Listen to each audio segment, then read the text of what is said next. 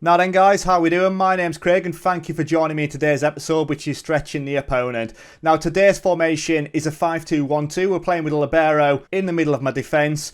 Two wide men as like I say, we try to stretch the opponents. Now if it's the first time on the channel and the first time seeing one of our videos, please like and subscribe. There's plenty more tactics videos out there, as well as other football manager content and other games that we dabble in as well. But yes, thank you very much for joining us, and without further ado, let's have a look at this tactic. So tactically then guys, this is how we're going to set up. So it's a flat three at the back, two ball playing defenders and a Libero in the middle. Now I'll talk about why we chose a Libero later on. We've got two wing backs, and they are going to be stretching the play. With two in the middle, an attacker midfielder behind two strikers up front. Now for me, if you've watched any of my other tactics videos, any other FM episodes or series, let's plays that I've done, I always play the two up front. I'm a creature of habit, a 4-4-2 is maybe a little bit too vanilla for me, but I do like me two players up top, and we just build it around that. So this tactical style then is a Gangan press, and I'll go through the players individually as we've got Edison in goal, sweeper, keeper. He's got no individual instructions.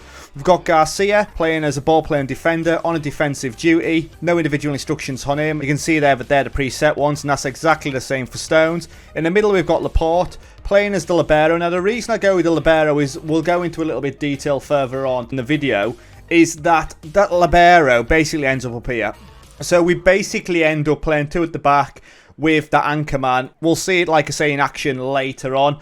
But that's the three at the back. We then have Mendy on a stay wider, individual instructions, playing as a wing back on attack. And that's the same for Cancelo on the other side. Now, that is all about stretching the opponent. If you really wanted to go for it, and for me, it's very unbalanced. You could end up going like that, and you've got absolute width then. And you'd have those guys stretching the play as well. But for me, that's definitely not the way we're going.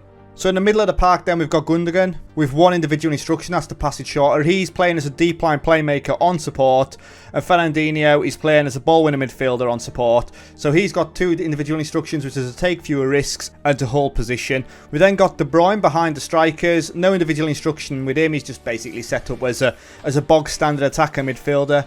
With Aguero playing as the deep line forward on support, one individual instruction for him is to hold position, and then Sterling as an advanced forward on attack, bog standard again.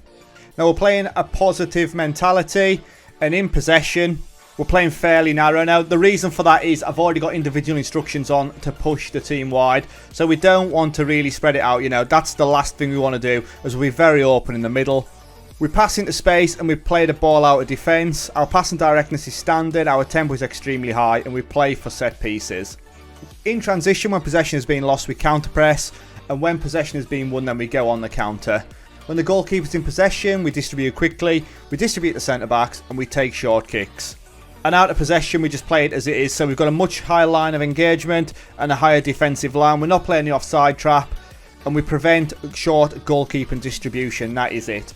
As far as the corners go, I've got a routine set up which is defend and counter. So I have two men on the edge of the halfway line, and we're set up like that. That is the same on the left and right. And then attacking wise, we just play a near post. Bog standard near post tactic there, as I'm sure many of you are using already, and that's the same on both sides.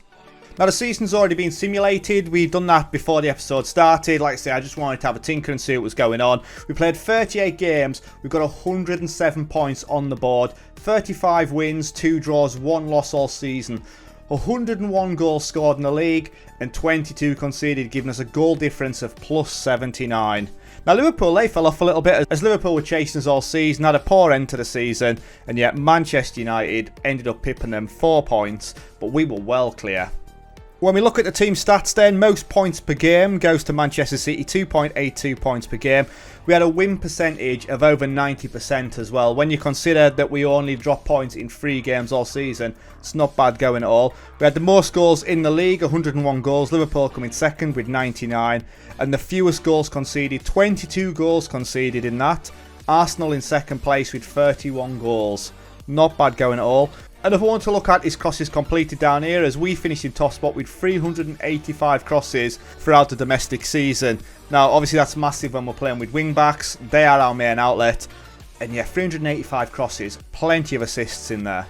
Now with goals, Raheem Sterling finished in second place with 25 goals. Jamie Vardy's an absolute animal though. We know from other tactical videos that we've done. Yeah, he's 28 goals in this one. Raheem Sterling with 25 though in second place. As far as assists go, Kyle Walker, one of my wing backs with 11 assists.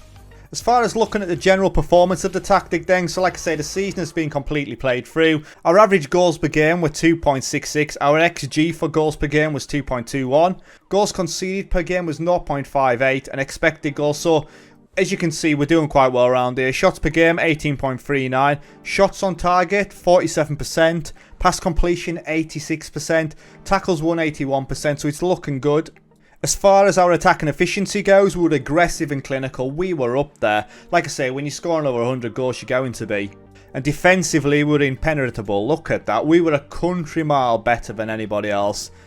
Got a feel for West Brom up there. And Southampton have an absolute shocker. In other competitions, we ended up winning the Champions League with a 2-0 victory over Liverpool in the final. We got knocked out at English FA Cup in the semi-final by Leeds. And we won the Carabao Cup as well. So a treble this season, not bad going at all. So let's just have a look at how this team sets up in 2D. So we're looking at this goal against Aston Villa then. And as you can see, the way we are set up. So that is my Libero there. Ruben Diaz playing as my central defender. Now he's basically playing as an anchor. He's already higher than Rodrigo, who's playing as one of my central midfielders. So he is sat there. We've then got Kyle Walker on the overlap. And we've also got Mendy on the other wing. And now that is naturally going to stretch the team. As you can see there, they're playing as a back four. And we have got Sterling currently offside. As we let this play out, Stones to Walker, again stretching the team. As Mendy comes inside, it's a poor ball, but we're all over them. We're pressing hard, obviously the Genga press there. As Mendy then picks it up, and it's a screamer. There you go. You can see the pressure was on straight away. Now we have this one from a throw-in as Mendy out wide again, stays there as he's dragging number 25, Thomas Muller, who is now lost. Mendy staying out there, stuck on the line, goes, you know, he gets a bit lucky, it's out to Aguero and it's cleared away, but we press again, we win the ball back and De Bruyne's on it as Laporte then, Ruben to Mendy, and again we've got Ruben up there as the anchor man and Mendy in the top bins as he cuts back inside. So we start off here with Sheffield United in possession. And again, we're pressing as the goalkeeper comes out and claims it. But we go long. You know, we go for it. We try to spread them. And then we'll just pause it here when you can see both of my wide men already pulling players out of position. Sterling through. And again, you know, it doesn't really make too much of a difference. But you can see the width. As soon as we break away, we're already out there. As we look at another option here where it's out as Zinchenko. Aguilar, who's playing out on that side, is unmarked. Foden, you know, he's got the option there should he want to play it through. But we just paused it beforehand. Again, Ruben Diaz, my central defender, basically playing 3/4 of the pitch up. Is there as another option should we lose it? We're already 2 against 1 at the back, so we're fine if they should break away. Diaz is close enough to Rodrigo should he want to chase it back. Both my wide men, Aguilar and Zinchenko, are there. And then Sterling, top ins. Absolutely incredible. The thing to look at as well when we're out of possession, so we look at it here, is we're basically set up as a back five. And you know, I did say it was a 5-2-1-2 formation, but with Zinchenko and Aguilar out on that wide, yes, we're set as a 3. We then have Bernardo Silva sat in front, normally Fernandinho, but that is defensively solid. Is the potential that we could get caught there from Koch? Yes. But I think Aguilar's got enough about him to get there. But formation-wise, it's so versatile and it's an absolute dream.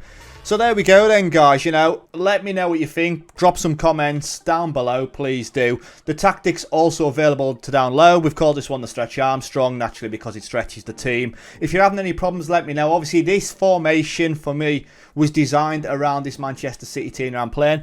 So don't plug it into Keter and expect it to work straight away. Obviously, it was built around the team. When I talk about that Libero, you know, I'm playing Laporte in that position with 16 passing and 16 vision. So, obviously, you've got to have a player like that. It's no good playing somebody with 5 passing and trying to play them as the Libero. But yeah, that is the way we've set up then, guys. So, like I say, let me know in the comments if it's worked for you or if you're going to give it a go. And if there's anything else you'd like me to try. And also, don't forget to obviously leave a like and sub if you haven't already. It would mean a lot to both of us. So, thank you very much for watching. As always, it's been emotional. And I'll catch you in the next one. Ta-ra.